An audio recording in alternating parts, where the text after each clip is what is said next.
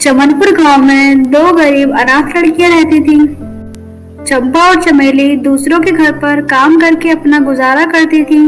दोनों के ही माता पिता नहीं थे, दोनों साथ में ही रहती थीं। फिर एक दिन बाहर जाते वक्त चंपा और चमेली देखती हैं एक कार का एक्सीडेंट हो गया है और उसके अंदर एक परी घायल अवस्था में पड़ी थी। चंपा और चमेली दोनों दौड़कर उस परी के पास पहुंचती हैं।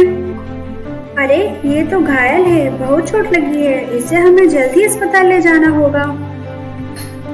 अरे तू पागल हो गई है क्या? हमें मालकिन काम से निकाल देंगे, हमारे पास समय नहीं है। नहीं चंपा, हम ऐसे नहीं छोड़ सकते, ये परी घायल है। उसके बाद चमेली उस परी को उठाकर पास वाले अस्पताल में ले जाती है।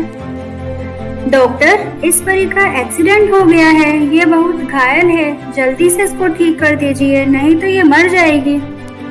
मुझे माफ कर दो, मैं इंसानों का इलाज करता हूँ, परियों का नहीं। मैं इसे ठीक नहीं कर सकता, इसे तुम जादूगर के पास लेकर जाओ, उसी से ही ठीक कराओ। अरे ये क्या है भगवान, अब मैं इसे कहाँ लेकर जाऊंगी? अरे चमेली, मुझे याद आया, गांव से बाहर पहाड़ियों पर एक मंदिर है, वहाँ एक जादूगर रहता है, वहाँ चलकर हम इस परी को दिखा सकते हैं। चमेली परी को उठाकर जादूगर की ओर चल देती है। जादूगर गांव से बहुत दूर था, पर फिर भी चमेली परी को उठाकर चल देती है और वे हार नहीं मानती। चमेली जादूगर के पास पहुंच ही जाती है। जादूगर बाबा, इस परी को बचा लीजिए, नहीं तो इसकी मृत्यु हो जाएगी। धैर्य रखो बेटी, धैर्य रखो, मैं सब ठीक कर दूंगा, कुछ भी नहीं होगा इस परी को। जादूगर दवाई लगाकर परी को ठीक कर देता है। परी शाम तक ठीक हो जाती है, वो पूरी तरह से ठीक हो जाती है। होश में आने के बाद परी तीनों का शुक्रिया करने लगती है। मैं एक परीलोक की राजकुमारी हूँ, तुमने मेरी जान बचाकर बहुत बड़ा उपकार किया है, बताओ मैं तुम्हारी क्या मदद कर सकती हूँ? माफ कीजिए, हमें कुछ नहीं चाहिए, हमने तो सिर्फ इंसानियत के नाते आपकी मदद की है। यह सुनकर परी चंपा और चमेली को अपने साथ ले जाती है अपने परीलोक और सारी बात जाकर अपनी माता रानी परी को बताती है। रानी परी चमेली के बहादुरी और अच्छे व्यवहार को जानकर बहुत खुश होती है। उन दोनों से प्रसन्न होकर रानी परी सोने और चांदी से बनी 2 फ्रॉकें देती है। उसके बाद परी चंपा और चमेली को गांव पहुंचा देती है। गांव जाने के बाद चंपा चमेली से कहती है, मैं बाजार जाकर इस फ्रॉक को बेच दूंगी, बेचने के बाद मुझे जो भी पैसे मिलेंगे मैं उसका घर लूंगी और नई नई ड्रेसें लूंगी। इतना कहकर चंपा अपनी फ्रॉक लेकर बाजार में चली जाती है। दूसरी तरफ जाकर चमेली अपनी फ्रॉक को पहन लेती है। फिर अगले ही पल उस फ्रॉक में से एक रोशनी प्रकट होती है।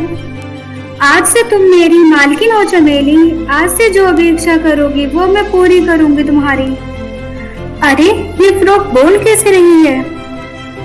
मैं एक बोलने वाली फ्रॉक हूँ, बताओ आपको क्या चाहिए?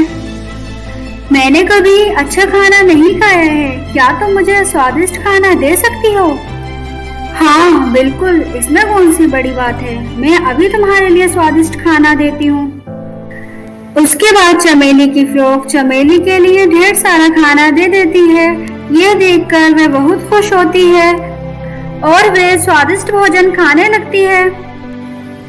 चमेली अपनी फ्रॉक से जरूरत के अनुसार सामान मांग लिया करती। चमेली अपनी फ्रॉक से स्कूटर मांग लेती है। चमेली स्कूटर पर सवार होकर गांव घूमने लगती है। फिर रास्ते में उसे चंपा मिलती है। चमेली, तूने इतनी सुंदर फ्रॉक पहन रखी है और तेरे पास स्कूटर भी है, तेरे पास इतना पैसा कहाँ से आया? चमेली अपनी जादुई फ्रॉक के बारे में सब बता देती है। ये सुनकर चंपा के होश उड़ जाते हैं।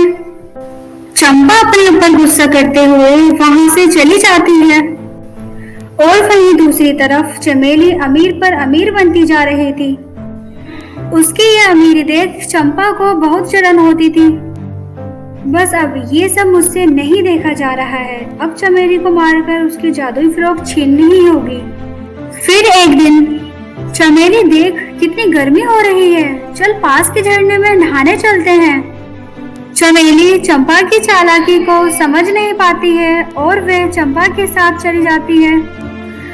थोड़ी देर के बाद चंपा चमेली को जंगल के बीचों बीच ले जाती है। चल अब चुपचाप से अपनी फ्रॉक मुझे दे दे, वरना मैं तुझे मार दूंगी।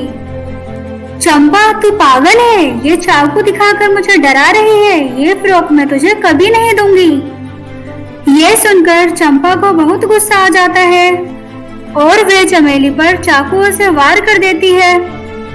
इतनी ही देर में जादुई सांप चंपा को काट लेता है। चमेली, बचा ले मुझे, सांप ने मुझे काट लिया, बचा ले चमेली मुझे। और फिर चंपा को उल्टी आने लगती है और चंपा वहीं मर जाती है। ये सब देखते हुए चमेली वहां से चली जाती है और वह एक अच्छा जीवन जीती है। उसे जिस भी चीज की जरूरत होती है वह फ्रॉक से मांग लेती है।